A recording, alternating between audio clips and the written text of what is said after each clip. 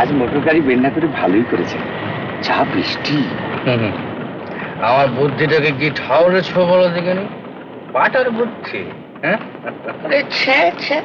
তোমার মাথায় একটা শিং গজালো না কেন হে শিবকালী? না ভেবে চিনতে গুপ করে একটা কথা বলে ফেল, তার চেয়ে শিং দিয়ে একটা গুঁতো মারলেই পারতে। মানাতো বলো দেখিনি, এই বৃষ্টির মধ্যে আমি গাড়িটি বের করি, তারপর রাস্তার মাঝখানে জল ঢুকিয়ে ফুটো ভেলাটি হয়ে পড়ে থাকি। আপনার বুদ্ধির জোরে সেবার এই জন্ম হয়ে উঠল না। এখন যতই বৃষ্টি পড়ুক বিলিতি ঘোড়া ঠিক চলবে।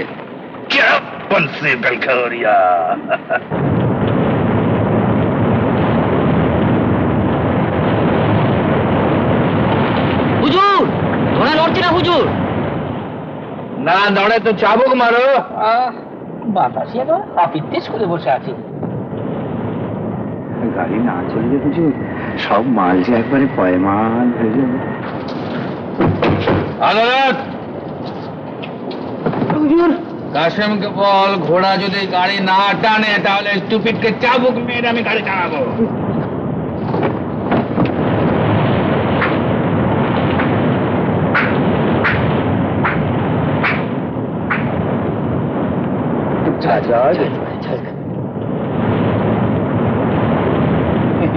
হুজুর, এও আমাদের একরকম নৌকো বিহার হচ্ছে।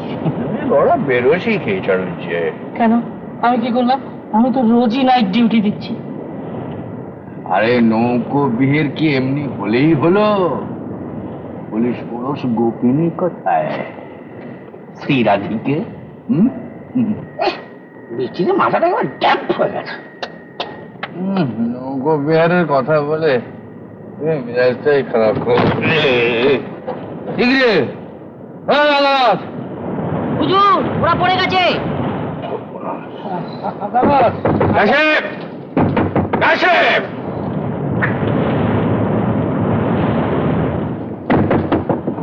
এই যে, কি ভেবেছিস নাকি?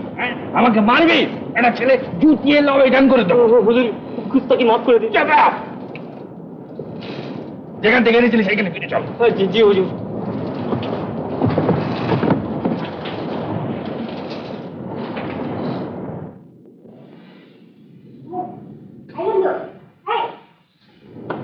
কি ব্যাপারে? ব্যাপার আর কি, ঘোড়া হোঁচট খেয়েছে, তাই কর্তব্য ফিরে এসেছেন, জলসাগরে আসর বসিয়েছেন। আজকের রাতটা একবারে মাঠে মারা গেল রে। একেবারে একেবারে। আরে জমাতে জানলে এখানেই জমবে।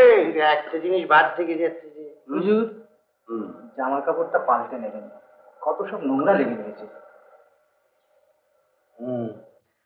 হ্যাঁ কর্তাবু, পাল্টেই নিন, কত রকম বীজাণু সব।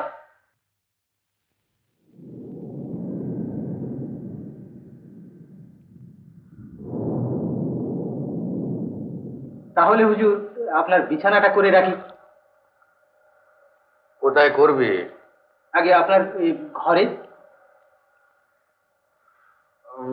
না না, আমি আজকে ভেতরে শোবো। তুই বরং এই বাবুদের সব শোবার ব্যবস্থা করে দে। না না, আমাদের জন্য ভাবতে হবে না, আমরা বাকি রাতটা এখন শোবো কি রে? সবে এলাম, সন্ধে হলো সবে। চলো চলো। কি রে, এদিকে আয়। সর্বনাশ হয়েছে, কর্তাবাবু ফিরে এসেছেন। সে কি হঠাৎ? এমন তো হয় না। বৃষ্টি হয়ে রাস্তায় জল জমে গেছে, বাড়িতেও আসর ভালো লাগছে না, তাই এই ঘরে শুতে আসছেন। আদালত সমস্ত জিনিসপত্র গুছিয়ে দিয়েছে, সৌরভী সঙ্গে নিয়ে আসছে। তাহলে বাবুকে আমি পেছনে সিঁড়ি দিয়ে নিয়ে যাচ্ছি। কই গো বাবু, এসো না, শিগগির এসো, কেলেঙ্কারি করবে।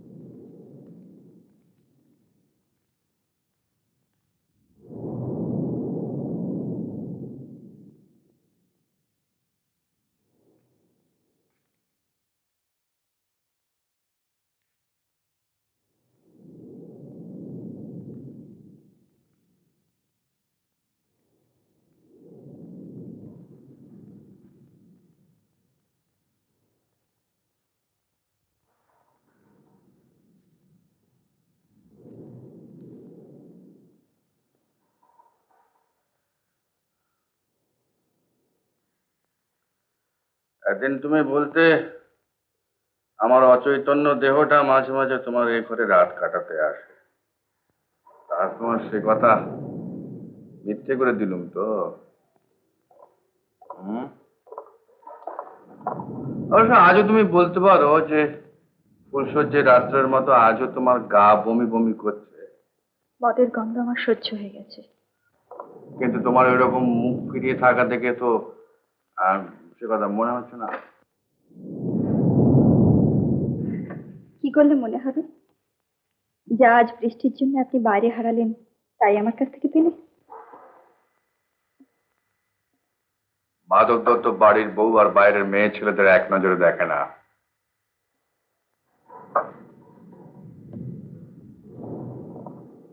আদালত বললে কর্তাবাবু যদি দরকারে লাগে। রেখে যাও।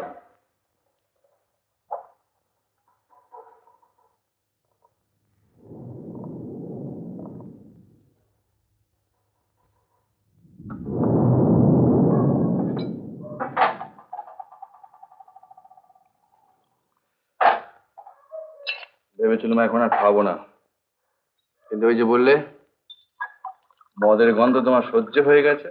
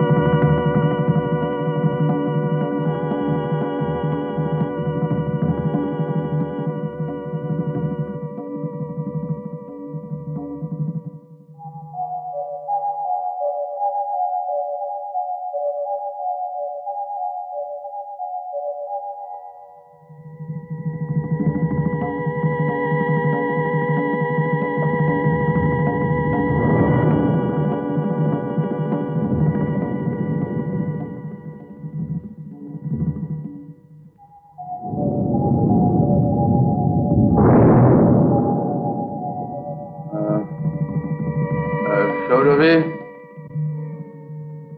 সৌরভী, আজ ধোপা এসেছিল। রানীমার ঘরে অন্য পুরুষের রুমাল আসে কোত্থেকে? হ্যাঁ, আজ ধোপা এসেছিল। আগে হ্যাঁ বাবু, বিকালে এসেছিল। শোনো, কাল থেকে ওই বাড়ির ধোপা আর রানীমার ধোপা আলাদা করে দেবে, বুঝতে পেরেছ?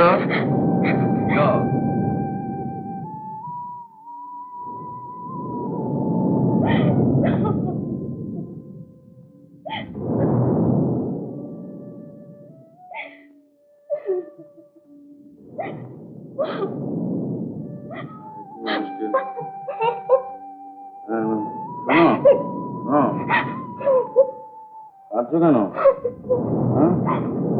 তুমি কাঁদছো কেন?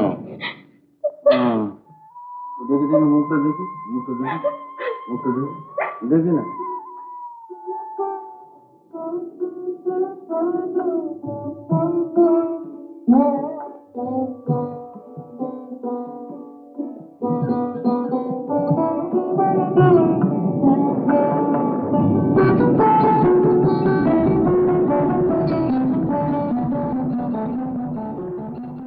সে যতই কালো হোক আমার ভালো লেগেছে, ও সে যতই কালো হোক আমার ভালো লেগেছে।